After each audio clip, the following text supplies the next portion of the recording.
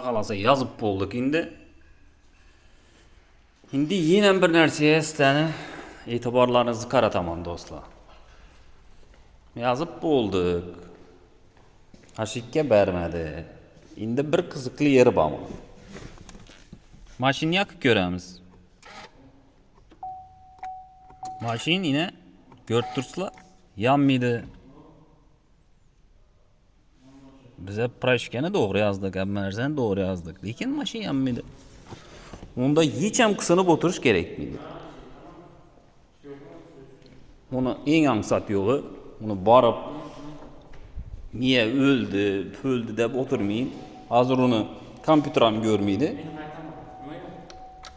Yazib bo'lgandan keyin shunning ostida shuni bir shunning yeri bor. Buni koparib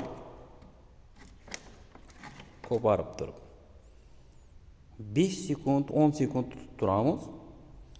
Keyin ham joyina qo'yamiz. Massani.